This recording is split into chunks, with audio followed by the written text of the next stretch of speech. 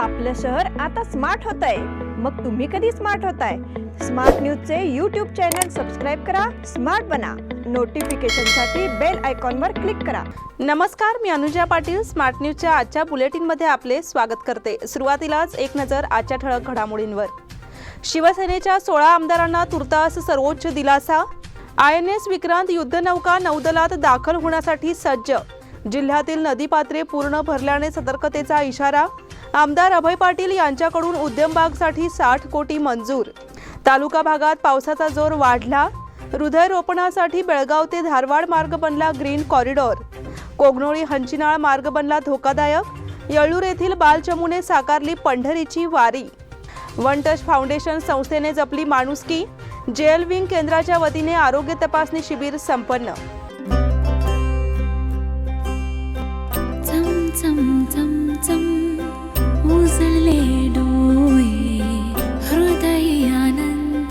BS Channabasappa and Sons, The Textile Mall. Grand opening on 26th June at Tilakwadi, Belagavi.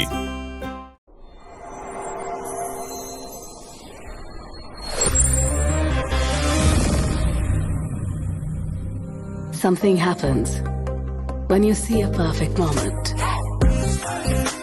where you lose yourself in a new perspective.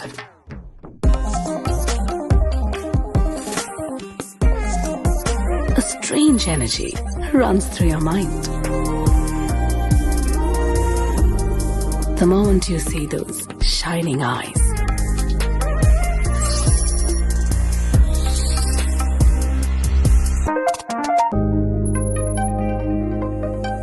before you realize, a smile spreads unknowingly. The heart beats rapidly. Finding the right moment is like finding the right partner. One click and it's yours. the all-new Z62. आणि आता पाहूया सविस्तर बातम्या. शिवसेनेतून बंड केलेल्या 16 आमदारांना तात्पुरता दिलासा मिळाला आहे. सर्वोच्च न्यायालयाच्या निर्णयाशिवाय आमदारांवर कोणतीही कारवाई करू नये अशी सूचना सरन्यायाधीश NV रमण यांनी विधानसभा अध्यक्षांना केली आहे. सरन्यायाधीशांच्या या निर्णयामुळे शिंदे गटातील बंडखोर आमदारांना एक प्रकारे दिलासाच मिळाला आहे. शिवसेनेच्या 16 बंडखोर आमदारांच्या निलंबनाची मागणी करणाऱ्या याचिकेवर पूर्ण सुनावणी होईपर्यंत कोणतीही कारवाई करू नये अशा सूचना सर्वोच्च न्यायालयाने सॉलिसिटर जनरल तुषार मेहता यांच्या माध्यमातून विधानसभा अध्यक्षांना दिली आहे. तसेच या प्रकरणाची सुनावणी करण्यासाठी घटनापीठाची स्थापना करणे आवश्यक आहे. त्यामुळे या प्रकरणावर उद्या सुनावणी होणार नाही असेही सर्वोच्च न्यायालयाने सांगितले आहे. विधानसभेचे उपाध्यक्ष नरहरी झिरवळ यांनी शिंदे गटातील 16 आमदारांना दिलेल्या अपात्रतेच्या नोटिसी विरोधात शिंदे गटाने सर्वोच्च न्यायालयात धाव घेतली होती. या प्रकरणी निगडीत एकूण 7 प्रकरणांवर सर्वोच्च न्यायालयात आज सुनावणी होणार होती. मात्र सुनावणीसाठी घटनापीठाची स्थापना करणे गरजेचे आहे. जोपर्यंत या प्रकरणाची सुनावणी पूर्ण होणार नाही तोपर्यंत आमदारांवर कोणतीही कारवाई करू नये असे आज सर्वोच्च न्यायालयाने सांगितले आहे. INS विक्रांत युद्धनौका नौदलात दाखल होण्यासाठी सज्ज.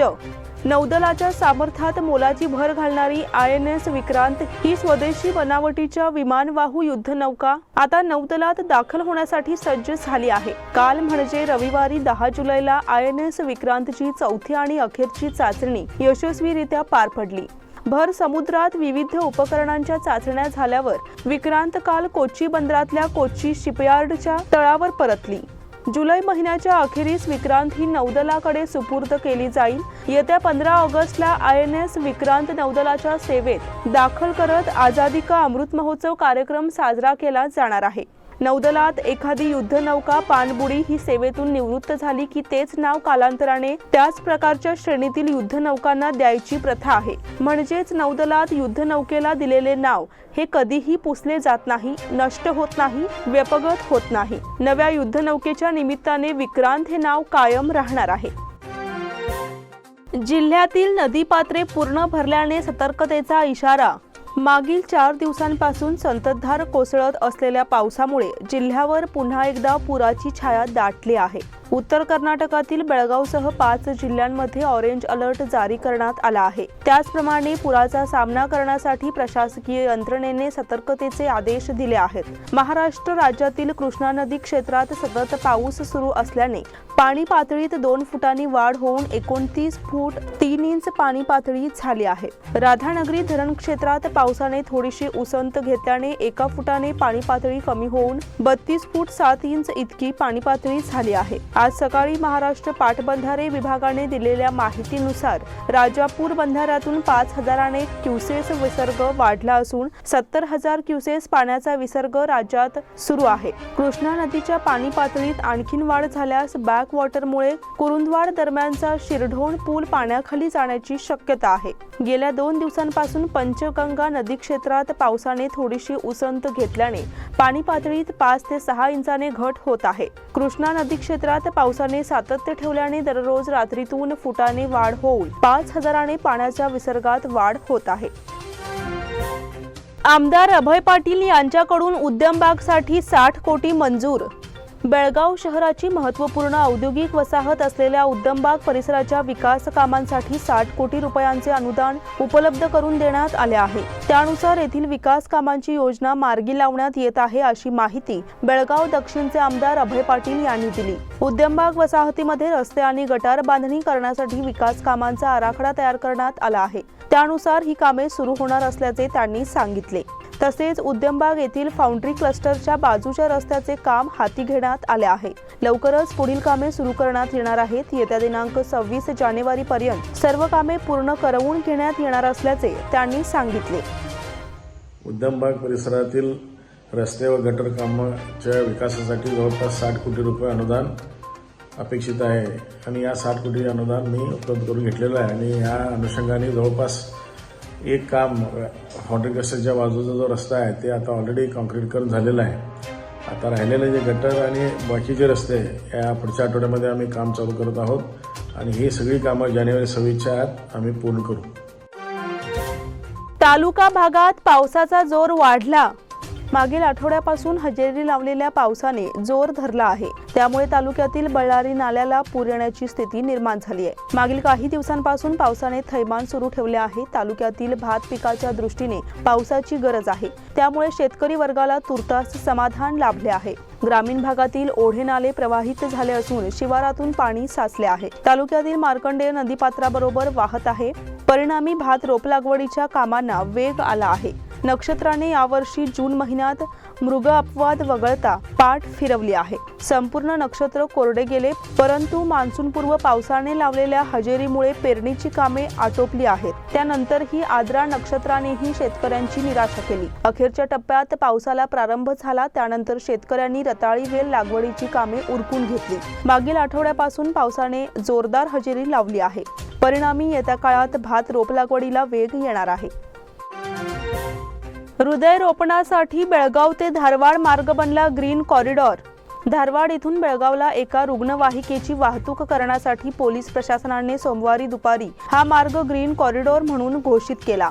धारवाड येथील श्री धर्मस्थळ मंजुनाथ हॉस्पिटल पासून बेळगावातील KLS डॉक्टर प्रभाकर कोरे हॉस्पिटल पर्यंत ही वाहतूक सुलभ व्हावी यासाठी हे पाऊल उचलण्यात आले. धारवाड येथील एका महिलेला ब्रेन डेड म्हणून घोषित करण्यात आले. त्यानंतर तिच्या कुटुंबियांनी तिच्या हृदयासह इतर अवयवांचे रोपण अन्य रुग्णांसाठी करण्याचे जाहीर केले. त्यानुसार ही हृदयरोपण शस्त्रक्रिया बेळगावातील डॉक्टर प्रभाकर कोरे हॉस्पिटलमध्ये करण्याचे जाहीर झाले. त्यानंतर या हृदयाची वाहतूक सुरक्षित व्हावी यासाठी पोलीस प्रशासनाची मदत घेण्यात आली आहे. त्यांनी सोमवारी दुपारनंतर हा मार्ग ग्रीन कॉरिडॉर म्हणून घोषित करून वाहतूक सुलभ करण्याची व्यवस्था केली.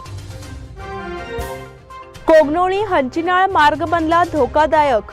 गेल्या 4-5 दिवसांपासून पावसाने जोरदार हजेरी लावल्याने अनेक ठिकाणी पाणीच पाणी पाहायला मिळत आहे. त्यामुळे कोगनोळी तालुका निपाणी येथील कोगनोळी हंचिनाळ मार्ग धोकादायक बनतो आहे का अशी परिस्थिती निर्माण झाली आहे. कारण कोगनोळी हंचिनाळ या मार्गाची गेल्या 5 ते 6 वर्षापासून दुर्दशा झाली आहे. पण गेल्या 4-5 दिवसांपासून सततच्या पडणाऱ्या पावसामुळे सदर मार्ग खराब असल्याने रस्त्यावर चिखल झाल्याने एका तरुणाला या खराब रस्त्यावरील चिखलामुळे पाय घसरून पडावे लागले आहे. सुदैवाने त्या तरुणाला कोणतीही मोठी वित्तहानी झाली नसली तरी वयोवृद्ध नागरिक अशा प्रकारे पाय घसरून पडल्यास जीवितहानी किंवा वित्तहानी होऊ शकते हे नाकारताही येत नाही. जर एखाद्याला त्या रस्त्यावर प्रवास करताना हानी झाली तर त्याला लोकप्रतिनिधी किंवा प्रशासन जबाबदार असणार का असा सवाल विचारला जात आहे. येळ्ळूर येथील बालचमूने साकारली पंढरीची वारी. येळ्ळूर येथील सरकारी मराठी मॉडेल शाळेच्या वतीने आषाढी एकादशी निमित्त कार्यक्रमाचे आयोजन करण्यात आले होते. ज्ञानोबा माऊलींच्या गजरात विलोभनीय दिंडी सोहळा यावेळी साजरा करण्यात आला. विद्यार्थी, शिक्षक, कर्मचारी यांनी सहभाग घेऊन शालेय परिसर आणि गावामध्ये दिंडी काढली. शाळेतील विद्यार्थ्यांनी संत तुकाराम, ज्ञानेश्वर, नामदेव, मुक्ताई, विठ्ठल रखुमाई, वारकरी यांचे पोशाख परिधान केले होते. मुली चोळीखणाचा पोशाख करून छोटी तुळस घेऊन शाळेमध्ये आल्या होत्या. यावेळी टाळ मृदुंगाच्या गजरात विद्यार्थ्यांनी अभंग सादर केले. तसेच या छोट्या वारकऱ्यांनी हातात टाळ आणि डोक्यावर तुळस, गळ्यात तुळशीच्या माळा घालून हरिनामाचा गजर केला. येळ्ळूर ग्रामदेवता श्री चांगळेश्वरी देवीच्या मंदिरात या कार्यक्रमाचे आयोजन करण्यात आले होते. विद्यार्थ्यांना वारकरी संप्रदायाची माहिती मिळावी तसेच अभंगाचे ज्ञान असावे या हेतूने या कार्यक्रमाचे आयोजन करण्यात आले होते. यावेळी शाळेच्या प्रभारी मुख्याध्यापिका SR निलजकर यांनी विद्यार्थ्यांना मार्गदर्शन केले. तसेच हा कार्यक्रम यशस्वी करण्यासाठी शाळेतील सर्व शिक्षकांचे मोलाचे सहकार्य लाभले. वन टच फाउंडेशन संस्थेने जपली माणुसकी.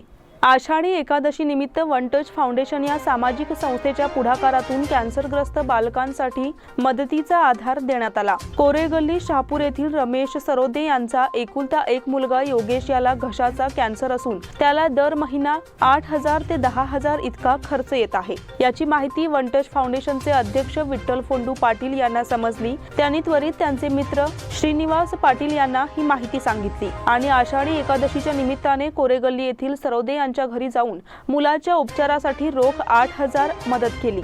तसेच संस्थेचे सदस्य TD पाटील सर यांनी 1 महिना पुरेल इतके आहार धान्य साहित्य दिले. या मदत कार्याप्रसंगी फाउंडेशन सदस्य ज्योतेश हुरुडे, नारायण कांगले, जयप्रकाश बेळगावकर, विठ्ठल पाटील आणि श्रीनिवास पाटील हे उपस्थित होते. या कुटुंबास मदत करू इच्छिणाऱ्या व्यक्तींनी 888-6460-133 यावर संपर्क साधावा असे आवाहन ज्योतेश हुरुडे यांनी केले आहे. जेएल विंग केंद्राच्या वतीने आरोग्य तपासणी शिबिर संपन्न. सैन्य विभागात सेवा बजावलेल्या कर्मचाऱ्यांच्या कुटुंबियांसाठी रविवारी जयलिंगतर्फे आरोग्य शिबिराचे आयोजन करण्यात आले होते. यामध्ये सेवानिवृत्त कर्मचाऱ्यांनी याचा लाभ घेतला. यामध्ये विविध प्रकारच्या वैद्यकीय सेवा उपलब्ध करून देण्यात आल्या. KLES डॉक्टर प्रभाकर कोरे हॉस्पिटलच्या वतीने रक्तदान शिबिर तसेच रक्त तपासणी शिबिर देखील घेण्यात आले. याला माजी सैनिक आणि त्यांचे कुटुंबीय मोठ्या संख्येने उपस्थित होते. देशासाठी सेवा बजावलेल्या कर्मचाऱ्यांचे आरोग्य योग्य राखण्याच्या दृष्टीने या शिबिराचे नियोजन करण्यात आले होते. यामध्ये बालरोग तसेच दंत वैद्यकीय यासह सर्व प्रकारच्या तज्ज्ञांचे मार्गदर्शन आणि चिकित्सा उपलब्ध करून देण्यात आली होती. यामधून गरजूंना याचा लाभ घेण्याची संधी मिळाली होती. आज आम्हाला खरंच खुशी वाटायला लागले. नॅशनल हिरोजला आम्ही आज कॅम्प ठेवलं होतं. त्याने फक्त त्यांनी विचारलं आम्हाला काय काय देऊ शकते. आम्ही NCD क्लिनिक सगळं डिपार्टमेंट म्हणजे स्किन असू देत, गायनाकोलॉजिस्ट असू देत, चिल्ड्रन स्पेशालिस्ट असू देत, डेंटल असू देत आणि फिजिओथेरपिस्ट, फिजिशियन असू देत, सगळं टेस्ट आज करायला लागले आणि रिस्पॉन्स एकदम चांगले आहेत. आम्ही आणि KLEवाल्यांचे इव्हन ब्लड डोनेशन पण करायला लागले. KLEवाले आले सगळे येऊन मोठ्याच्या मोठा कॅम्प करायला लागले. आता जवळजवळ 400पर्यंत लोक आले. आता वेळ झाली आहे छोट्याशा विश्रांतीची. तुम्ही पाहत रहा स्मार्ट न्यूज.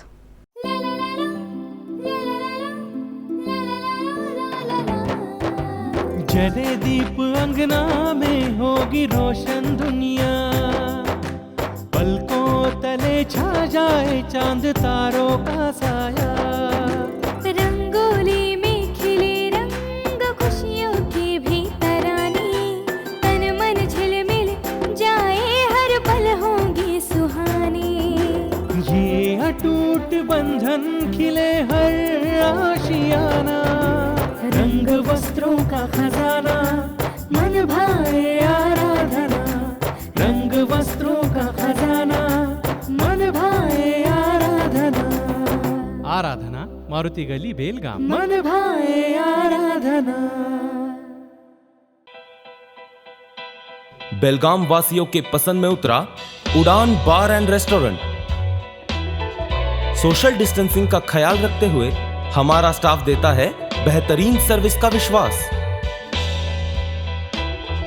यहां है पार्टी और फंक्शन के लिए 3 आलीशान हॉल, कारपोरेट डिनर मीटिंग के लिए 3 अलग कक्ष, IPL मैच देखने के लिए 3 बड़े स्क्रीन की विशेष सुविधा।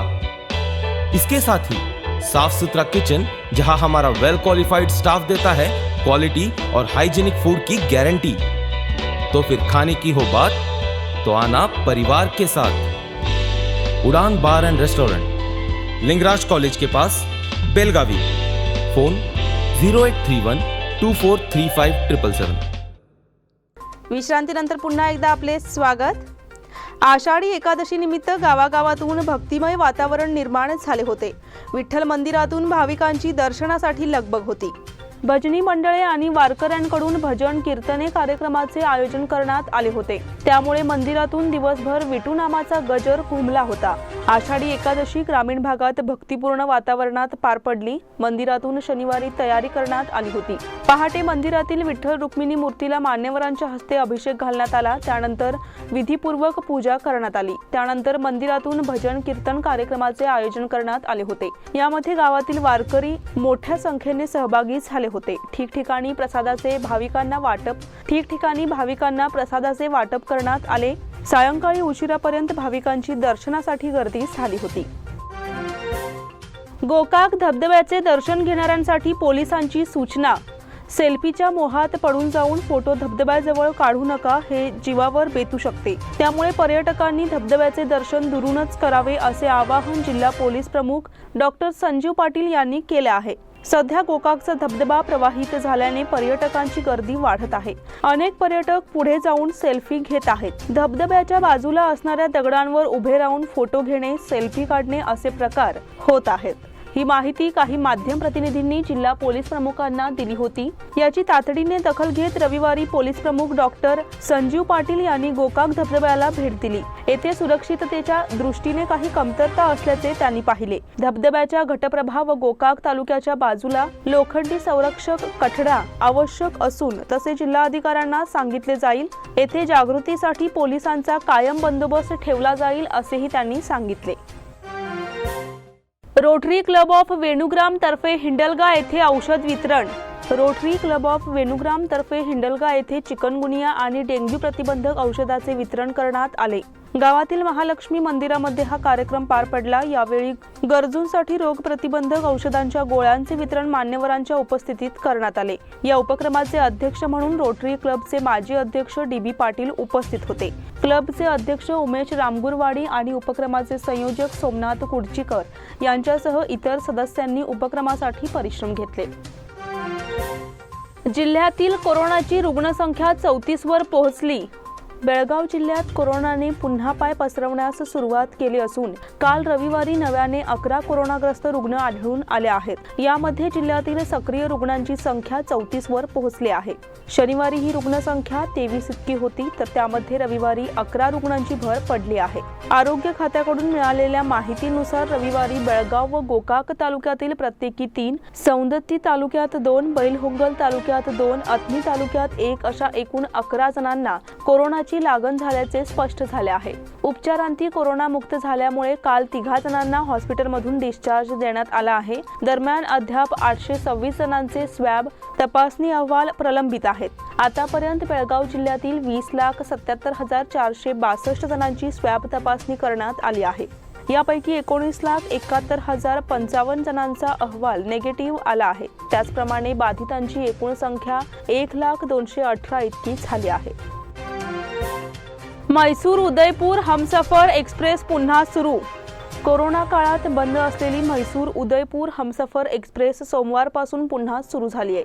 या साप्ताहिक एक्सप्रेसमुळे बेळगावमधील प्रवाशांना राजस्थानला जाणे सोयीस्कर ठरणार आहे. बेळगाव परिसरात अनेक राजस्थानी नागरिक असल्यामुळे त्यांना ये-जा करणे आता सोयीचे होणार आहे. उदयपूर सिटी राजस्थान ते म्हैसूर रेल्वे क्रमांक 19667 एक्सप्रेस सोमवारी रात्री 9:15 उदयपूर येथून निघणार आहे. दुसऱ्या दिवशी रात्री 2 वाजता बेळगाव तर बुधवारी दुपारी 4:35 म्हैसूर येथे पोहोचणार आहे. म्हैसूर उदयपूर सिटी रेल्वे क्रमांक 19668 ही एक्सप्रेस म्हैसूर येथून गुरुवारी सकाळी 10 वाजता निघणार आहे. रात्री 10:50 बेळगावला पोहोचणार असून शनिवारी पहाटे 3:35 उदयपूर येथे पोहोचणार आहे. या रेल्वेला एकूण 20 डबे जोडण्यात आले आहेत. या एक्सप्रेसला बेंगळूर, दावणगेरी, हुबळी, बेळगाव, मिरज, पुणे, वसई रोड, सुरत, वडोदरा, रतलाम, मांडसूर यासह इतर थांबे असणार आहेत.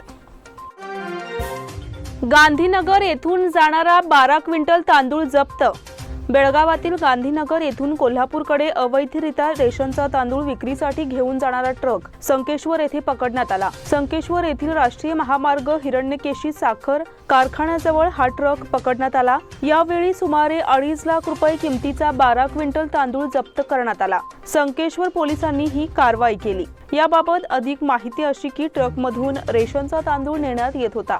या संदर्भात शांतीनाथ पाटील, बसवनकुर्ची, बेळगाव याच्यावर संकेश्वर पोलिसात गुन्हा नोंद केला आहे.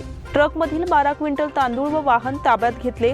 ट्रक मालक ड्रायव्हर रमेश नारायण मनवडर राहणार वडर गल्ली संकेश्वर यालाही चौकशीसाठी ताब्यात घेतले आहे. येथील पोलीस निरीक्षक प्रल्हाद चन्नगेरी व पोलीस उपनिरीक्षक गणपती कोगेनहळ्ळी यांनी सहकाऱ्यांनिशी सापळा रचून हा प्रकार उघडकीस आणला.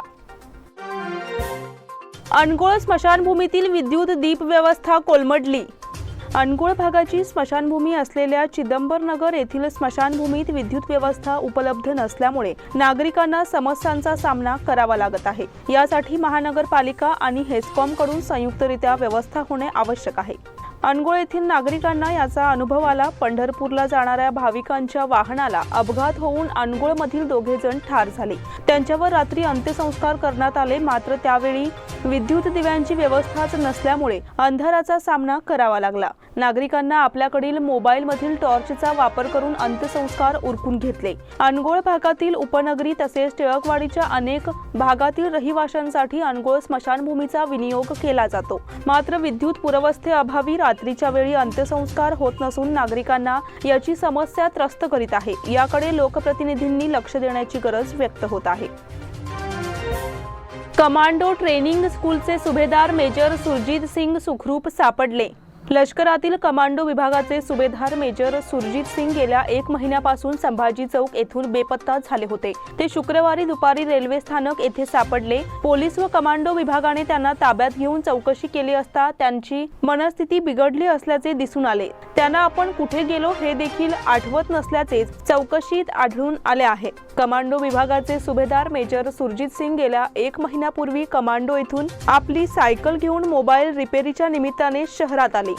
त्यांनी आपली सायकल संभाजी चौक येथील वैशाली रेस्टॉरंट समोर लावली होती. तेव्हापासून ते बेपत्ता झाले होते. ही माहिती कमांडो विभागाच्या वरिष्ठ अधिकाऱ्यांना समजताच पोलीस स्थानकात तक्रार दाखल करण्यात आली होती. त्यांच्या मोबाईल नेटवर्कची चाचणी केली असता ते कॅम्प येथील ठिकाणी दाखवले जात होते. अखेर 1 महिन्यानंतर ते रेल्वे स्थानक येथे रेल्वे सुरक्षा पोलिसांना आढळून आले. कुलगोड येथे शेतात पिकवलेला 95 किलोचा गांजा जप्त. कुलगोड गावातील उसाच्या मळ्यात गांजा पिकवणाऱ्या पिता पुत्रांना पोलिसांनी अटक करून त्यांच्याजवळील 95 किलोचा गांजा जप्त केला, अशी माहिती जिल्हा पोलीस प्रमुख डॉक्टर संजीव पाटील यांनी दिली. बसप्पा व सिद्धप्पा लगळी अशी अटक करण्यात आलेल्या पिता पुत्रांची नावे आहेत. या कुटुंबाने आपल्या शेतातील उसाच्या मळ्यात गांजाची लागवड करण्यात आली होती. ही माहिती कुलगोड पोलिसांना कळताच पोलिसांनी छापा टाकून शेतीतील जवळपास 95 किलो वजनाचा गांजा जप्त करण्यात आला. या दोघांवरही पोलिसांनी गुन्हा दाखल केला आहे. जैन कॉलेज विद्यार्थ्यांची प्राणी संग्रहालयाला देणगी. वृद्ध आणि दिव्यांग पर्यटकांच्या सोयीसाठी जैन कॉलेजच्या विद्यार्थ्यांनी भुतरामहट्टी येथील कित्तूर आणि चन्नम्मा प्राणी संग्रहालयाला व्हीलचेअर्स देणगी दाखल दिल्या आहेत. या प्रसंगी पशुवैद्यकीय अधिकारी नागेश हुईलगोळ, प्राणी संग्रहालयाचे देखभाल प्रमुख रायप्पा आदित्यजी, अद्वैत चव्हाण, नितीन कोठारी, आर्यन नलवडे, लक्की सोळंकी, ध्रुव हंजी आदींसह जैन कॉलेजचे विद्यार्थी आणि प्राणी संग्रहालयाचे कर्मचारी उपस्थित होते. सामाजिक कार्यकर्ते ॲलन मोरे यांच्या नेतृत्वाखाली उपरोक्त उपक्रम राबवण्यात आला. भारत हरला पण सूर्यकुमार यादव जिंकला. भारत आणि इंग्लंड यांच्यात 3 सामन्यांची T20 मालिका खेळवण्यात आली. मालिकेतील तिसरा सामना नॉटिंगहॅममधील ट्रेंट ब्रिज क्रिकेट स्टेडियमवरती झाला. या सामन्यात इंग्लंडने भारताचा 17 धावांनी पराभव केला. असे असले तरी भारताने ही मालिका 2-1 अशी जिंकली आहे. भारताच्या सूर्यकुमार यादवने केलेली शतकी खेळी हे तिसऱ्या सामन्याचे वैशिष्ट्य ठरले. यजमान इंग्लंडने भारताला विजयासाठी 216 धावांचे लक्ष्य दिले होते. इंग्लंडमधील आतापर्यंतच्या सर्वात मोठ्या लक्ष्याचा पाठलाग करताना भारताची सुरुवात खराब झाली. मात्र सूर्यकुमार यादव आणि श्रेयस अय्यरने भारताचा डाव सावरला. दोघांनी मिळून शतकी भागीदारी केली. चौथ्या क्रमांकावर फलंदाजीसाठी आलेल्या सूर्यकुमार यादवने अवघ्या 48 चेंडूत शतक झळकावले. हे त्यांच्या आंतरराष्ट्रीय T20 कारकिर्दीतील पहिले शतक ठरले. आंतरराष्ट्रीय T20 क्रिकेटमध्ये शतक झळकावणारा सूर्यकुमार यादव हा 5वा भारतीय ठरला आहे. तर चौथ्या क्रमांकावर शतक झळकावणारा तो KL राहुल नंतर दुसरा भारतीय फलंदाज ठरला आहे. त्याने 55 चेंडूत 14 चौकार आणि 6 षटकांच्या मदतीने 117 धावांची अप्रतिम खेळी केली. सूर्यकुमार यादवने भारतीय संघ संकटात असताना दमदार खेळी करून संघाच्या डावाला आकार दिला. त्याच्या खेळीमुळेच भारताला 198 धावांपर्यंत मजल मारता आली. त्याच्या या कामगिरीसाठी तो बाद झाल्यानंतरही भारतीय प्रेक्षकांसोबतच इंग्लंडच्या प्रेक्षकांनीही टाळ्या वाजवून त्याला दाद दिली. दुसऱ्या दक्षिण विभागीय राष्ट्रीय स्टेटोबॉल स्पर्धेत कर्नाटक संघ चॅम्पियन. स्टेटोबॉल फेडरेशन ऑफ इंडियाच्या सहकार्याने आंध्र प्रदेश स्टेटोबॉल असोसिएशन येथे 8 ते 10 जुलै 2022 या कालावधीत शासकीय कला महाविद्यालय अनंतपुरम येथे दुसरी दक्षिण विभागीय राष्ट्रीय स्टेटोबॉल चॅम्पियनशिप आयोजित करण्यात आली होती.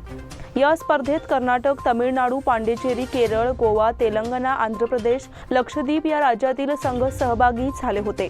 कर्नाटक मुलांच्या संघाने शानदार कामगिरी करत स्पर्धेचे जेतेपद पटकावले आणि संपूर्ण स्पर्धेत अपराजित राहिले. अंतिम सामन्यात कर्नाटक मुलांच्या संघाने आंध्र प्रदेश संघाचा पराभव केला. सलमान, तन्वीर, साहिल आणि शुभम यांच्या समन्वयाचे कौतुक झाले. वरिष्ठ मुलींनीही स्पर्धेचे विजेतेपद जिंकण्यासाठी मोठ्या उत्साहाने कामगिरी केली. परंतु आंध्र प्रदेश विरुद्धचा अंतिम सामना फक्त 4 गुणांनी हरला आणि त्यांना उपविजेतेपदावर समाधान मानावे लागले. बेळगावच्या शुभम यादव, श्रेया गोनी आणि नम्रता कामू या नवोदित स्टेटोबॉल खेळाडूंना या स्पर्धेत आपली कामगिरी दाखवण्याची आणि आंतरझोन स्टेटोबॉल स्पर्धेसाठी निवड होण्याची ही उत्तम संधी होती. शुभम यादव, श्रेया गोनी आणि नम्रता कामू यांच्या कामगिरीचे कौतुक करण्यात आले आणि त्यांना गोगटे PU महाविद्यालयाचे क्रीडा अधिकारी डॉक्टर अमित जेडे यांचे प्रशिक्षण व मार्गदर्शन लाभले. डॉक्टर अमित जेडे यांनी तांत्रिक अधिकारी म्हणूनही काम केले आहे आणि स्पर्धेत कार्य केले आहे. त्यांनी स्टेटोबॉल फेडरेशनचे सरचिटणीस श्री अकीब M यांचे कौतुक केले. विजयी संघांना प्रोत्साहन देण्यासाठी आणि ट्रॉफीचे वितरण करण्यासाठी समापन समारंभाचे आयोजन करण्यात आले होते. यावेळी आंध्र प्रदेशचे उपमहापौर श्री कोगोत्तम भास्कर रेड्डी, श्री के व्यंकटरमण, खजिनदार AP श्रीनिवासलू, सूर्य मुकुंदा तेज, श्री मोहम्मद अकीब, हकीब नागेंद्र, कृष्णा गोपाल, जी सुदर्शन, श्री विजय पवार, मॅडम मंजू आणि ओडेला यादव आदी उपस्थित होते. अष्टपैलू क्रिकेटपटू रोहन कदम इंग्लंडला रवाना. बेळगाव नगरीचा सुपुत्र आणि कर्नाटक रणजी क्रिकेटपटू रोहन प्रमोद कदम 10 T20 एकदिवसीय क्रिकेट सामन्यासाठी निवड करण्यात आली आहे. रविवारी सकाळी मुंबई येथील आंतरराष्ट्रीय छत्रपती शिवाजी महाराज या विमानतळावरून मुंबई ते इंग्लंड असा त्यांनी प्रवास करत सायंकाळी 4 वाजता इंग्लंडमध्ये दाखल झाला आहे. रोहन कदम यांनी BCCI आयोजित होणाऱ्या अखिल भारतीय सय्यद मुस्ताक अली T20 क्रिकेट स्पर्धेत अतुलनीय कामगिरी करताना सातत्याने धावांचा पाऊस पाडला आहे. रोहन कदम यांनी 2020-21 साली 500हून अधिक धावा फटकावल्या होत्या. गतवर्षी सय्यद मुस्ताक अली T20 क्रिकेट स्पर्धेत रोहन कदमने मुंबई विरुद्ध 90 धावाची शानदार खेळी केली होती.